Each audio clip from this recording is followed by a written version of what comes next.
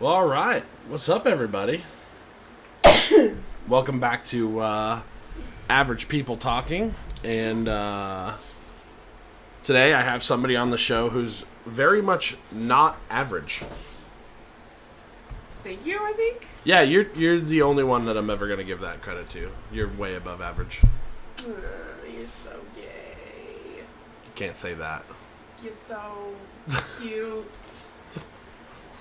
Oops. Unreal. Here we are 2 minutes into the show and I'm already messing it up.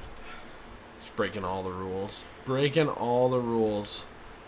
So, we are here today to talk about an issue dear to your heart. Well, without wanting it to be, I don't really have much of a choice. Yeah, true that. So, we're going to talk about what it's like to live with an illness that other people can't see or really relate to, and what kind of the impacts on your life that causes. So I think it makes sense to just start with what's wrong with you. So much. So I have endometriosis. I was diagnosed in I was officially diagnosed in 2017. My husband just burned over my toe. Whoops.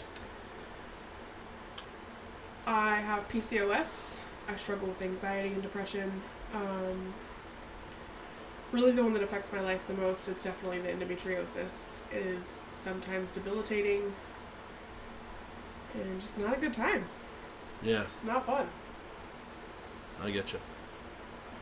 So, when you tell people that you have endometriosis, how many people know what the heck you're talking about?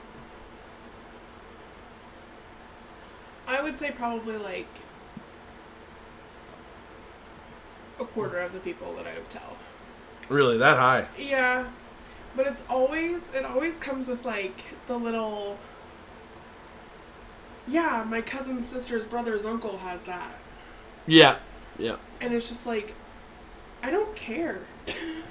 I feel bad saying that. Like, I feel for them because like that sucks, but like, I think that's a way that people often like try to relate to a situation of they feel like they're being empathetic, but they're not really. It's not.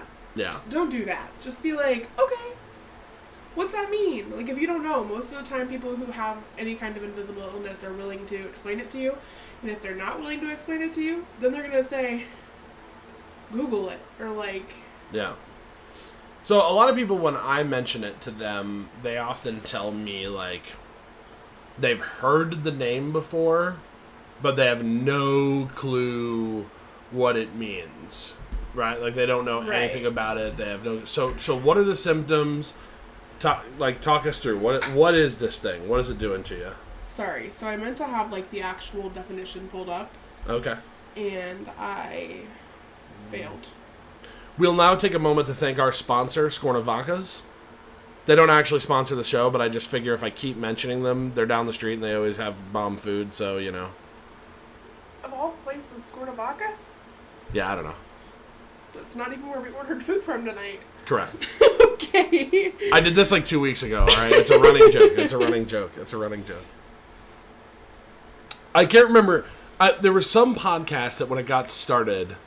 It's like a big popular podcast now, but they kept doing that. They kept like mentioning companies that they wanted to sponsor them until they got them to sponsor them, and I was like, Casey's. I don't know if we're actually allowed to do that or not. But... You can promote whatever brand you'd like. If you have a personal feeling towards Casey's, I do right now. Is that cappuccino hitting different? This is real good. All right, that's good. All right, so what do you got? Okay, so according to Google. Endometriosis is a disorder in which tissues that normally line the uterus grow outside of the uterus. With endometriosis, the tissues can be found on the ovaries, fallopian tubes, or the intestines, sometimes also attaching themselves to other organs. So,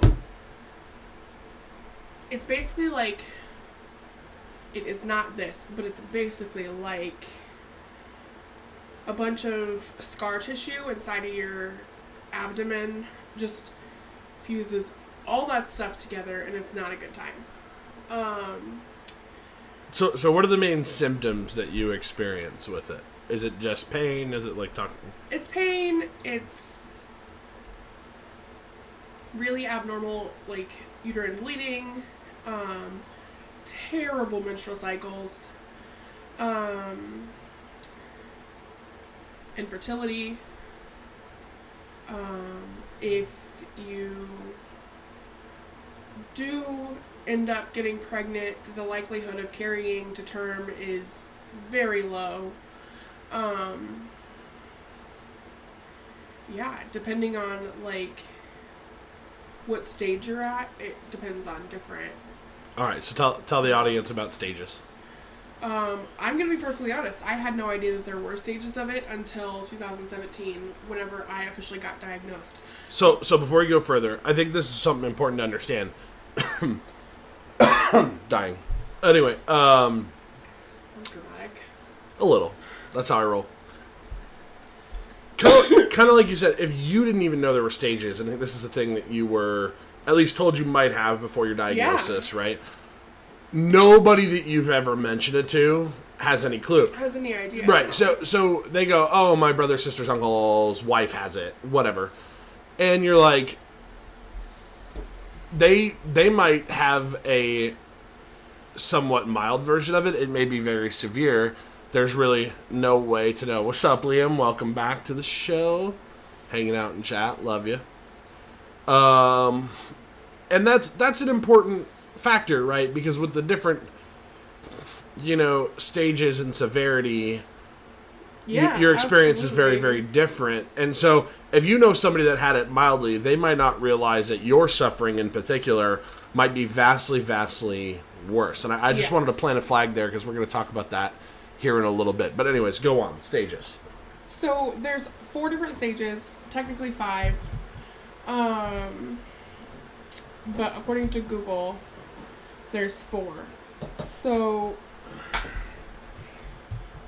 the funny story about how I ended up having the surgery done I don't know what that means. How I ended up having the surgery to diagnose me is... I think he's making fun of me because I said vastly twice. I went to this doctor. He was a new doctor. He was the biggest jerk. He was so mean. I remember looking at Alex that day and being like, I don't know what else to do. I'm going to let this jerk cut me open because I genuinely have no other idea what to do. And Alex was just like, okay, there's probably better options, but okay. Like Alex does.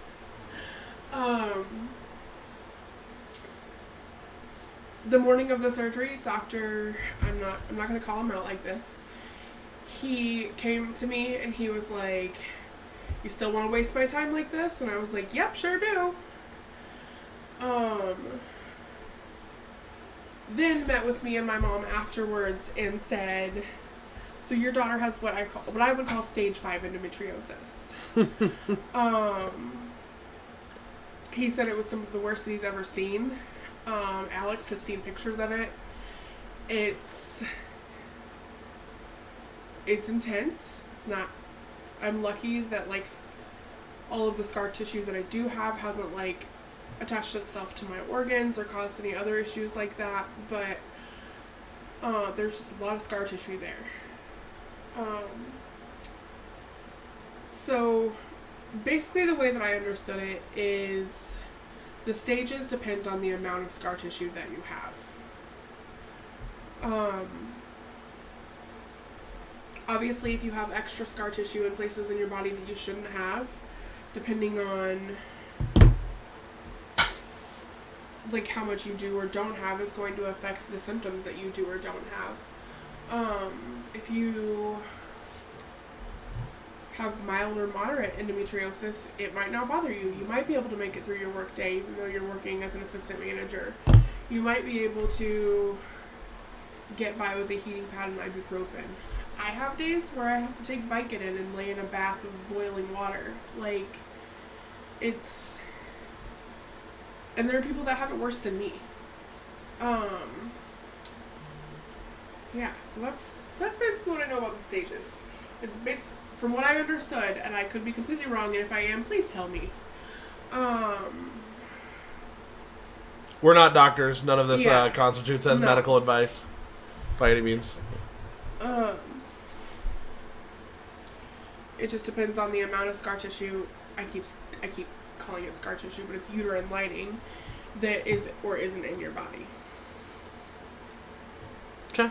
There's another screen over here. Y'all probably keep seeing me like look over here, and it's just because ADHD. Doesn't work. It's distracting. Very.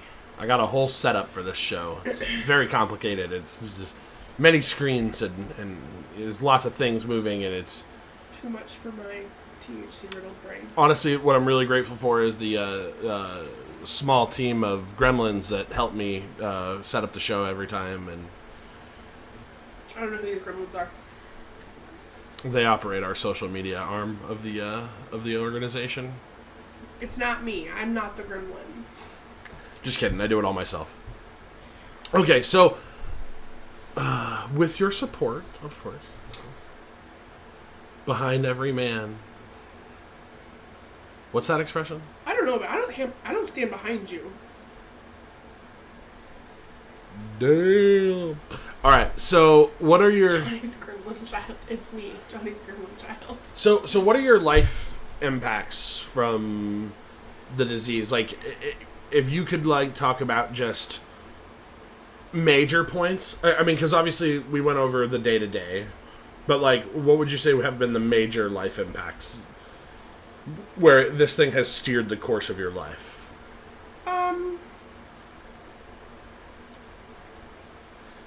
I should have asked this before. Am I allowed to talk about sex? Of course. Okay. So, sorry, I don't know what I can and can't say. I said something wrong earlier, and I'm trying not to You do just that can't be a again. bigot. That's the only thing you can't do. So, this is gonna sound crazy probably, but I would say sex is probably the biggest thing in my life that's been affected. Okay. All right, so I'm gonna hold you slightly differently, unless you're wrapping miscarriages into that. Well, yes, I was So, trying to. It was gonna lead to that. But Okay, all right. like when I first started having sex, I didn't have any kind of like body issues, like nothing like that. Like everything was fine, as much as a 14-year-old can know is fine, I guess. I was probably like 17. None of us knew enough about Yeah, sex when yeah, we no. started having it. Let's be clear.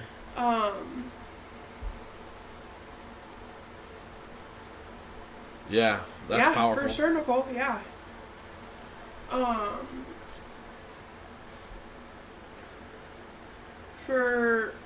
Yeah. So like when I first started having sex, everything was fine. It seemed normal. I was probably like 17 the first time that I like had sex, and I was like, That didn't feel good? that's not okay. I don't like that.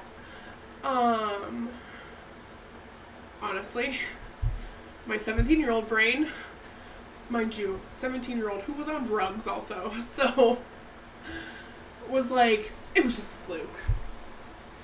Till the next time it happened. And then I just kind of ignored it. So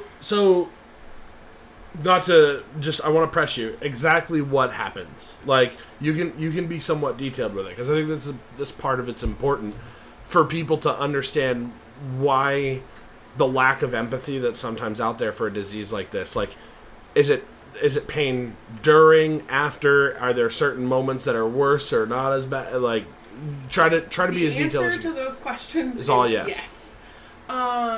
Sometimes I can just know before I have sex, like, not a good day. this is not a good day. Okay. Other times it's, I don't want to, this is going to sound horrible. Like, I can kind of like push through it. That's not horrible. Like, So let's be clear for the science of this. If you don't know, sex and then the final part, orgasm, releases tons of endorphins. yeah. Which is the same thing that's released when you do anything that is somewhat destructive to your body. Like building muscle, running. Sure. This is what runner's high comes from, right? So during sex, you might have a little bit of pain. But the endorphins are helping you power through and giving you that good feeling, so you want to keep going. Right? Just like a runner's high. And you don't realize the damage maybe until after those endorphins wear out. Yeah. By the way, another example where this happens, extreme belly laughter, where you laugh and then you go, stop, it hurts.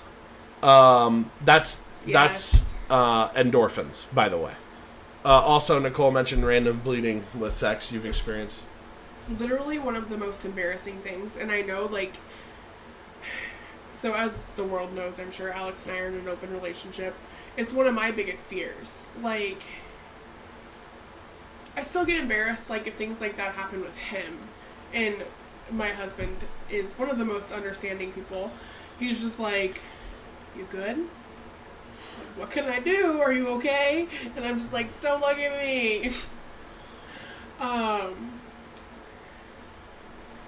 Yeah, so there's times where it affects me at the beginning and I'm just like, okay, not a good day, this can't happen. There's times when I'll be in the middle of having sex and I'm just like... By the way, super fun for me, right? And I'm just like, this is not good, this has to stop, we're done. And we're done. Then what is honestly probably the worst part for me mentally, sometimes it's always post-orgasm. And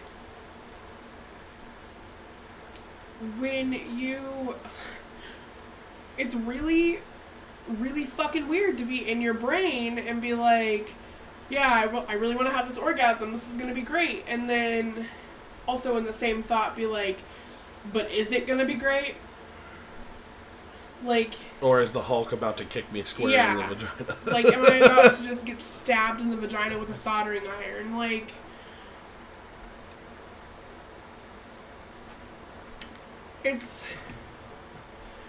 I would say with, the post-orgasm pain, it's probably the worst way for me when it happens, but it's not just physically with that. It's mentally. Honestly, if we're in the middle of having sex and I have to stop, I don't give a fuck. He's gonna be fine. Fellas, you get real good one at finishing off yourself. That's all I'm saying. Even if he doesn't, he's gonna be okay. Blue balls has never killed anyone. So speaking of lack of empathy,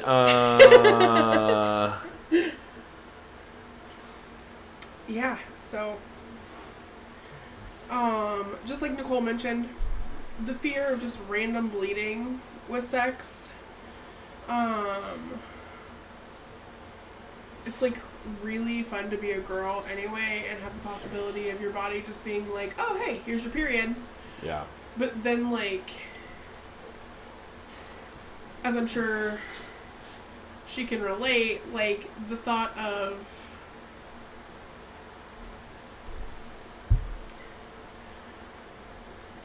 I don't know how to word this. Just be honest. We're just average people talking about weird stuff. That's fine. I have this weird, sometimes when I'm having sex, I'm like, and I really hope y'all can figure out what I'm saying when I say this. Am I really enjoying this? Or am I bleeding? And if y'all can't figure out what I mean by that, stop having sex.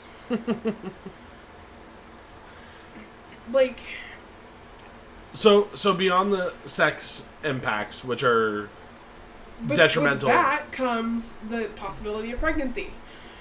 So let's say you do defy the odds and you do get pregnant. No one... Yes. Thank you, Nicole. Yes. For some reason, my brain is not allowing me to just say that. I don't know why, but I still can't even say it out loud, so we're going to just pretend for some reason that I'm not acting shy. I don't know. Here I am talking about my vagina, but I can't say, am I really wet? It's okay. It's a weird, sensitive topic.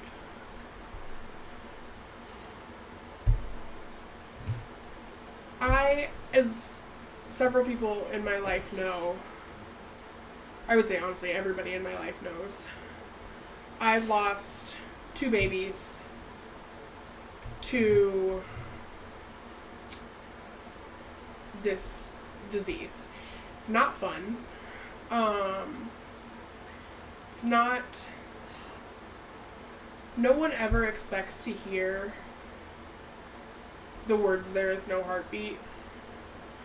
And doctors really just...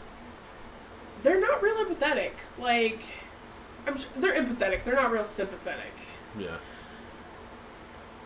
That's probably the thing that affects me the most. Like, I make jokes all the time about, like, let's have a baby. We can do this. Just one more. It won't hurt us. It will hurt you. Don't do it. After 3, just stop. You don't need more.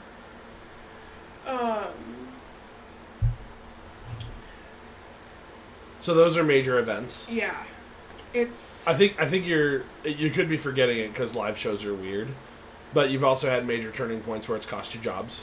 Yeah, there's been those times are major where impacts. It's impacted me for weeks, months at a time sometimes. And obviously having surgery caused you to miss a week of work. Like, you know, if you were to get follow-up surgery, which could be a possible... We'll talk about treatment plans a little bit. Yeah. But that would cause you to miss significant time at work. Let's also talk about the mental impact it has on you. Of course. Because you go to bed every night in pain. You wake up every morning in pain. You're just constantly in fucking pain. And you're like... And how easy or hard is it to get pain control for this? If you can find a doctor who actually believes you and actually believes in a treatment plan for endometriosis besides birth control, because birth control is not going to fix it.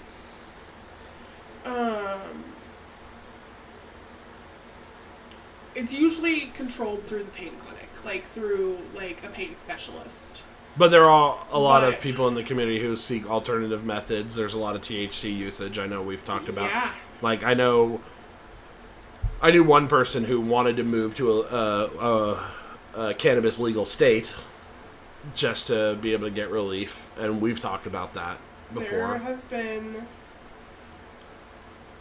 I am very 420 friendly, as I'm sure most of you know.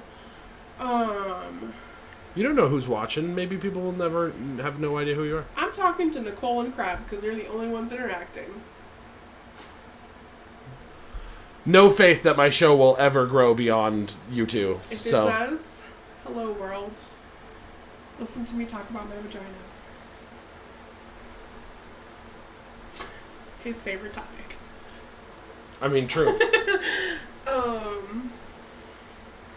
don't know what that means, Crab. Yes, for the list? Yes. That's exactly what it means. Okay. Yeah.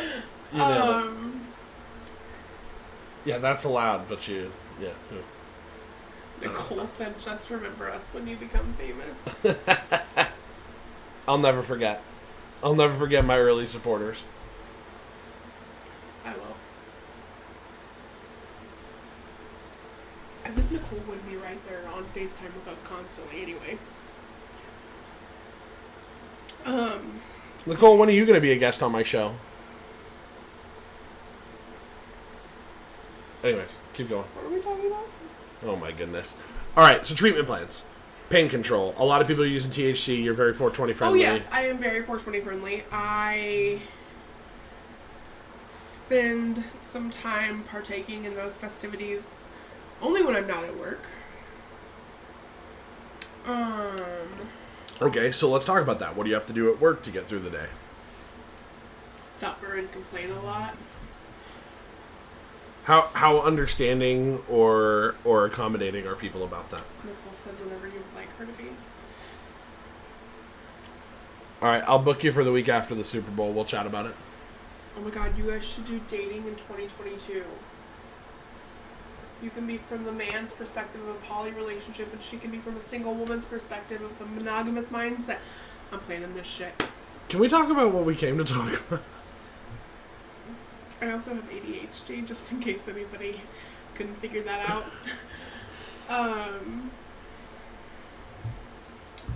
So yeah, at work, honestly, it's take enough ibuprofen to kill a cow. Yep. or... So how accommodating I'm not are going to lie. I have a really understanding boss. She's usually like, do you need to go? Do you need to just go sit in your car for a little bit? Like... But that's a first. That is a first.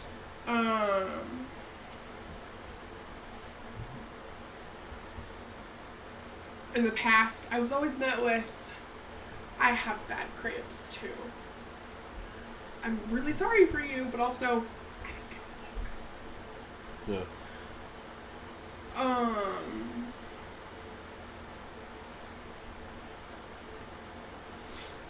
Yeah, so really the only, like, effective treatment options are, like, the ones that, like, impair you. Like... Okay, so explain those. What are they? Smoking weed, eating edibles. Yeah. If you have really bad cramps, don't smoke because if you cough, it hurts a lot. Fair point. I didn't know. These are not tips that I want to give people. Narcotics. Yeah. Which prescribed narcotics come with a host of side effects and other problems and addiction, and which is why a lot of people choose THC over it, right? Because of less addictive, less overall physiological side effects. Yeah, I have times where being in recovery myself, like for meth and pills, honestly, like that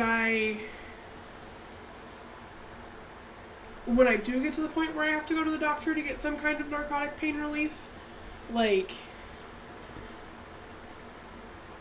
it's really hard for me to not, like, overuse at that point because I know, like, you know your body. You know what you can and can't handle. Right. Like, and sometimes I know they told me to take no more than 2 Vicodin, but I know if I take 3, I'm not going to feel anything.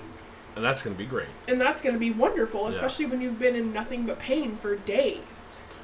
So let me for a moment go on my anti-capitalist rant about where I think these problems come from and why they create some of these issues, okay?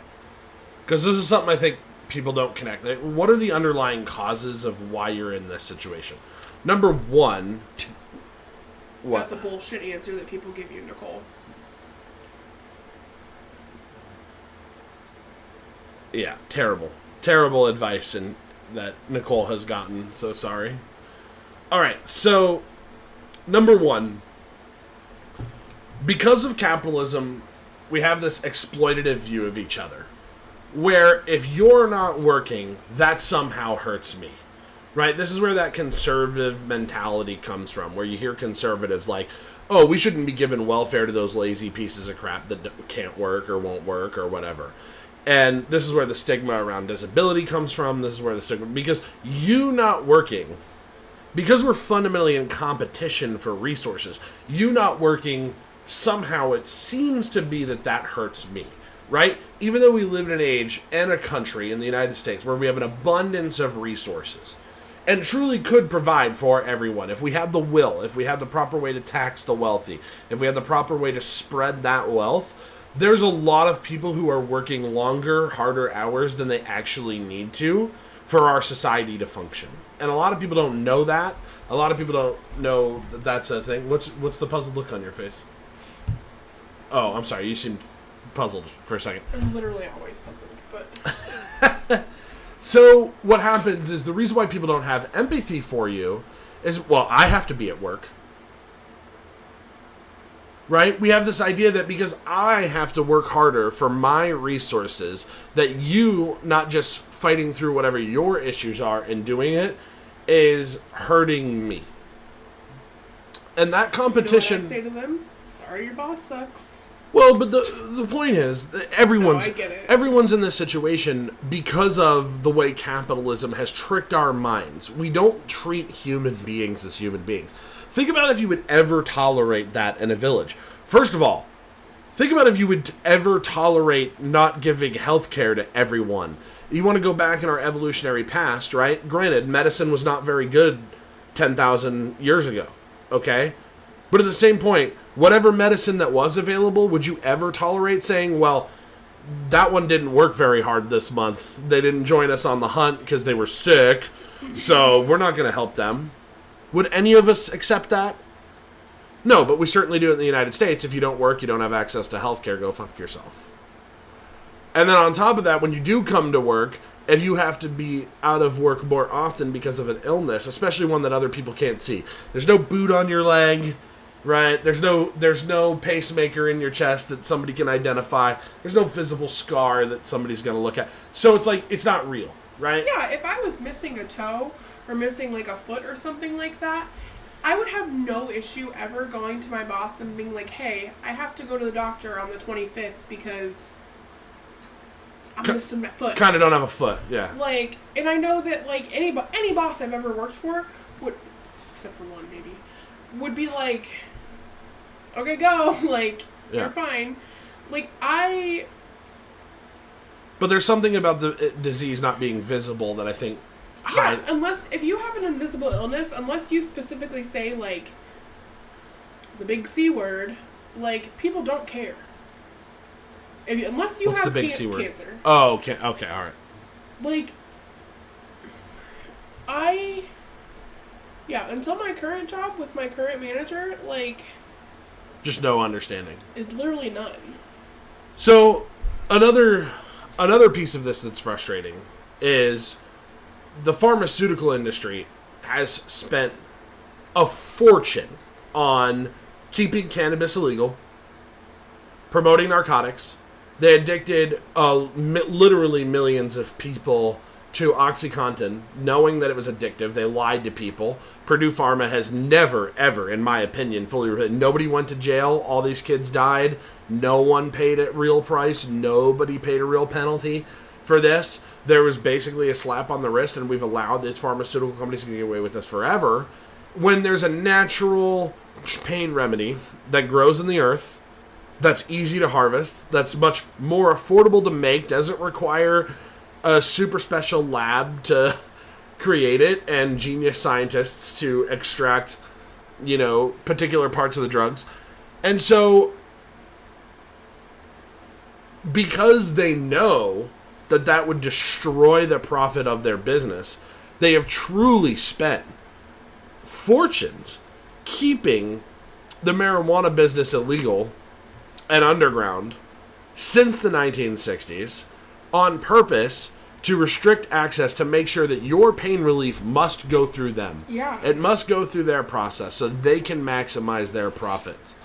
And here you are in 2022, 60 years later, still suffering, still in pain. Still dealing with the same shit. And virtually all of the problems that are the biggest impositions on your life have to do with healthcare in a capitalism framework.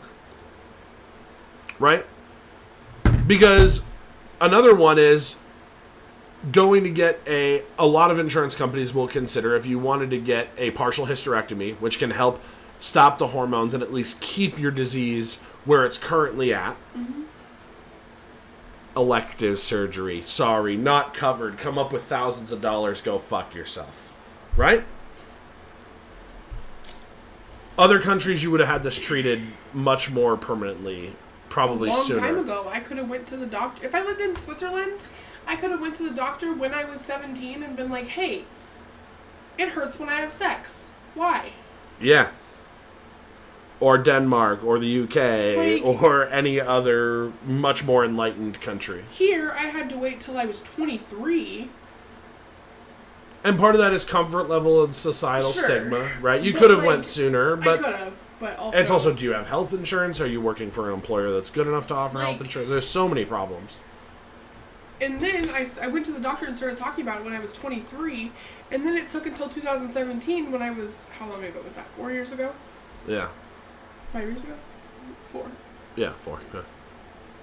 So I would have been... It took me 2.5 years to get the surgery. The elective surgery that I needed to be diagnosed with this illness. Because endometriosis cannot be detected on an ultrasound, an x-ray, a CAT scan, an MRI, and you have to see it. You have to have surgery to be able to see it. But it's considered an elective surgery. What? By some insurance. Yeah, by some insurances. Like, it's just And insane. could you choose your insurance? No, because this is the United States. Whatever the one the employer gave you. So... The other treatments, like, I just Googled it, and every treatment consists of altering your hormones. Right. So... Because that's what's causing it. It's yeah. a hormone problem. So let's not forget that anytime you alter someone's hormones, that doesn't just affect what you're trying to fix. That affects so much. What do you mean? Your moods are perfectly stable. That's the nicest thing he's ever said to me about my moods. It affects your mood level. It affects when you get your menstrual cycle. It affects, like, your libido. Like, It's a big one. it affects so many, your mental status. Like, it affects so much that people don't think about. And it's like, I suffer every single month going through this, only to be met with every single month, well, why don't you get on birth control? Because I'll be divorced and alone. Like, for good reason. Like, I think our food just got delivered.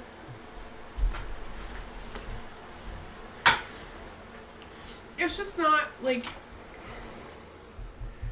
I don't know.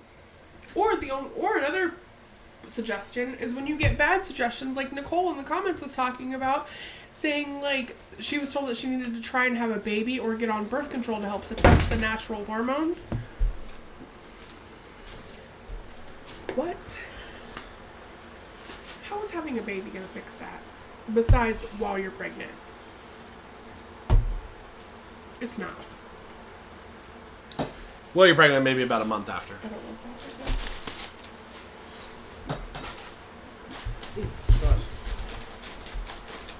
What did you get to drink? now. Oddly enough, a Mountain Dew. That is interesting. Not normally a dew person over here. Sometimes a girl just wants a Mountain Dew. I know that Nicole will understand that.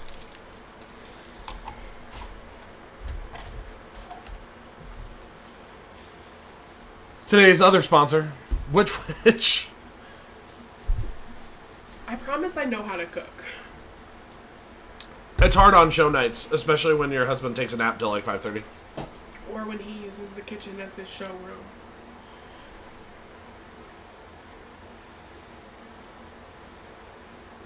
That's true. Do you have more questions for me? So, what if you could tell the world 3 things to stop saying or doing, or 3 things that they should really consider about this? If they hear the next person, because maybe they'll run into somebody else, right? What should their response look like? What should they understand about what it is that you're going through? First of all, if you don't understand and you don't feel comfortable asking, just be sympathetic. Yeah. Just be like, man, I'm so sorry. That sucks. If someone said that to me, I would be like, Thank you. thank you for recognizing that sucks. Like, don't try to compare yourself. Because even if, I'm not gonna, like, call her out, but I have a best friend who, one of my best friends also has endometriosis. And, like, she deals with it a lot better than I do. But that's not to say, like, that we're both not dealing with the same shit. But also different shit. Yeah. Like... And no one, just because a doctor has said you both have this word, endometriosis, like, no one can actually know what it's like to be you. Yeah. Right? So don't try to empathize, honestly. Just try and sympathize. That's really the best thing I can say. Like, I don't want to hear, and I'm sure nobody else wants to hear about your brother's cousin's sister's uncle's brother's wife. Like,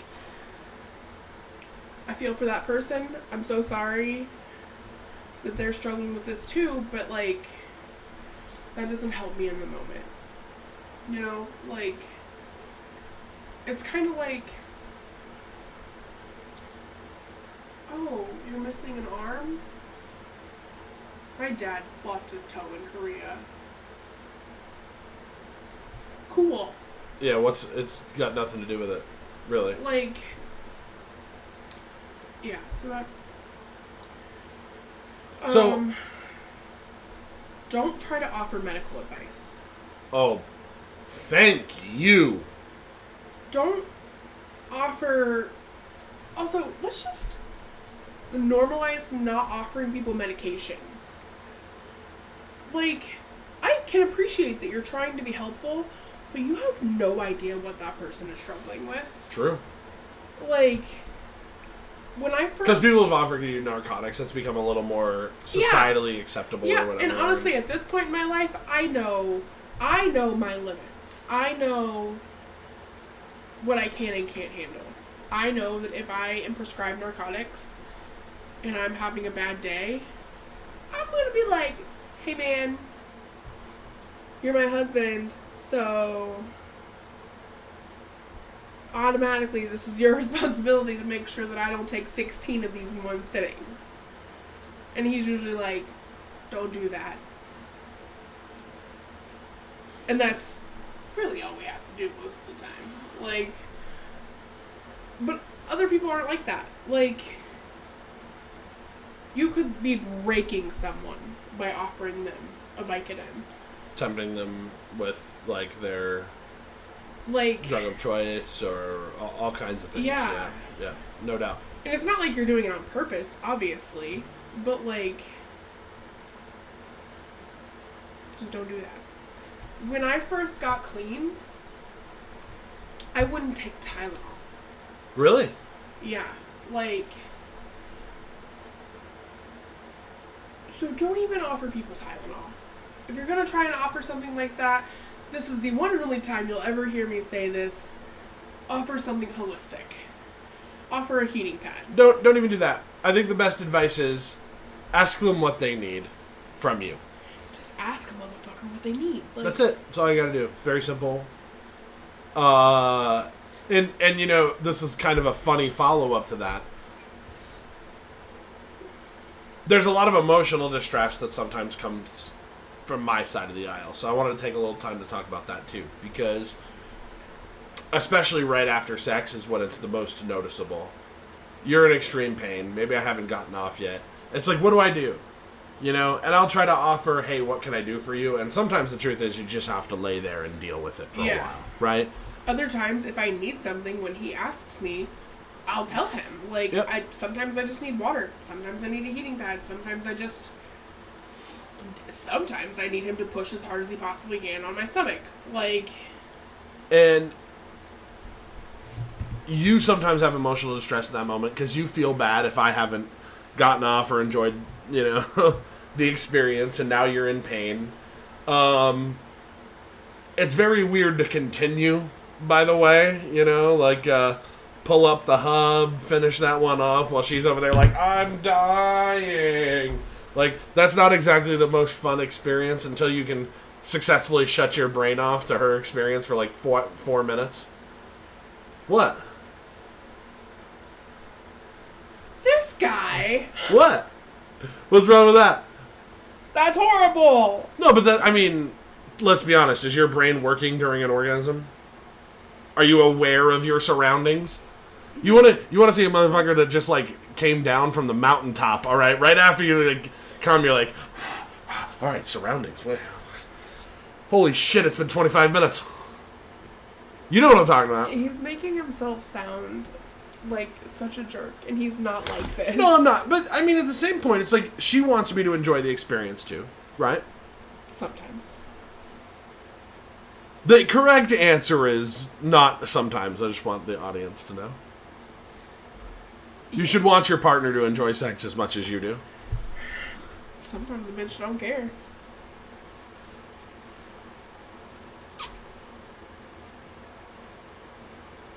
It's wrong. Cardi B taught me well. You mean the girl who drugged men and bragged about it? Sure as fuck do mean that, girl. Just want you to know, if the shoe was on the other foot and a guy ever said anything about that, the level that he would be canceled is out of control. How's it feel to not have everything go your way? Oh my god. Why would you say that to me? I'm like the most like...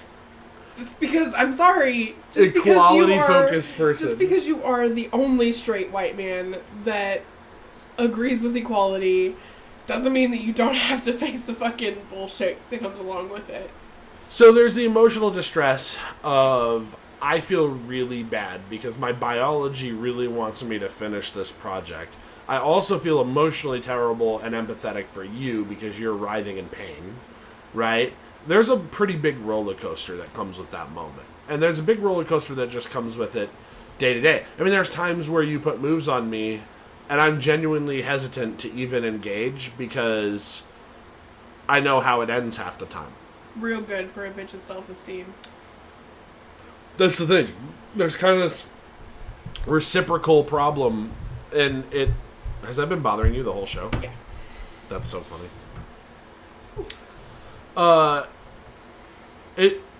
It takes a lot of strong communication and a lot of being there for each other to get through this together. And we haven't always been good. And I'll be honest, the level of empathy and the level of just bandwidth I have for this has gone up and down through the years, right? At first, I didn't really know what to make of it. And before you've established the kind of trust that you and I have, before you know you would, someone is a true life partner for you that's gonna ride or die forever, you can be like, okay, trips to the hospital, constant doctors, like it's just a lot. It's a lot to take on, and you're wondering, is this sacrifice I'm willing to make for this person? And that's a normal, selfish thought process that anyone would have. It doesn't make you evil or bad. It's just that one person only has so much bandwidth to care for another human being. There's a reason why we have care centers that have multiple nurses, multiple CNAs on staff that will eventually help one patient, right? Like, it takes a team of people to care for others for some of these things. And even then, nobody who's, in a long-term care facility is really getting the emotional coverage they need. That's supposed to come from family. Not. Right, that's supposed to come from family and that kind of thing. So there's a lot that goes into it. And what I want to put out there is literally all of this, and this is going to come back to meditation, and you're going to kind of laugh at that. Oh, here she goes with the eye rolls. I love it. All of this has to do with it comes from a place of ego. Okay? And I don't mean ego as in I think I'm better than other people. Like, I don't mean that self-righteous definition of ego. I mean like a self-aware perspective. If I take what's going on with you from the context only of how it impacts me, it'll come off as all negative. If I'm only ever in that mode, if I'm only thinking about my own perspective, your ego will get in your way, stop you from being empathetic, help you fail to notice important things that you should notice about someone's well-being and general level of mental health, all of that, right? You'll have those thoughts like, well, listen, I can't fix anybody. I'm not a doctor. I'm not there for anybody. So why is this my problem, right? That's an ego statement. What's cool about meditation is it allows you to eliminate all of that. You can, if you get really good at your practice, you can experience ego death in meditation. You can also do this with psychedelics. If you have a little bit of a combination of both, you can kind of do it with edibles, where genuinely, or even ecstasy, I've heard people do it with that. You can have an experience where totally unencumbered by your own ego, you can just truly care for somebody else, and understand that any accommodations that they need don't really take away from you or your experience. And in fact, it feels good to help them. It feels good to be there for them. It feels good to lend a helping hand from time to time, as much as you possibly can. Sure. And that's the thing that, if you're currently the kind of person that really doesn't do that very often, right? That's fine. I don't judge you. I don't think badly on you. I don't think that you're any different than most people, right? But I would just encourage you to give mindfulness a chance and try meditation and really think about what's really hurting you that other person can't come to work. Nothing. What's really hurting you that other person needs extra accommodations? Nothing. It's all something that you've created yourself and in your mind. We're about to wrap. Okay. So, that would be the thing that I'd say that, she rolls her eyes, but it's that part of me that allows me to, as often as I can, and I'm not always perfect at it because nobody is, shut off that selfish side of me to be able to really try my best that I can to care for you and put myself in your shoes. Absolutely. And offer you whatever help that you need. Which is sometimes just being in the room, right? Sometimes it's just be there so that I don't have to suffer alone. And sometimes that's enough. Sometimes that's enough. Do you have any final things that you want to tell the world? Just be nice to people. You don't know what somebody else is going through. Yeah. Well, I want to thank Nicole and Liam for being part of the discussion tonight. Yeah. And I want to thank 2 people who watched.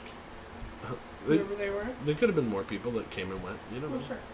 I want to thank you for actually coming on and talk about this because it's not easy, and we missed you the last time. Last week was a miss for us. What even happened last week?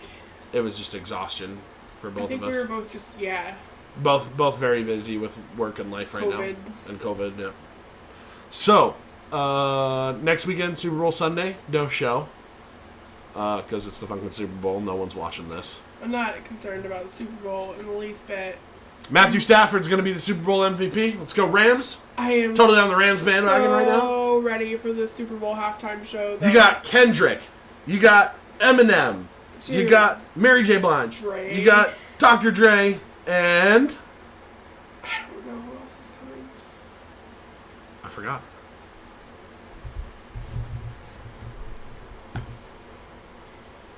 Why did we forget?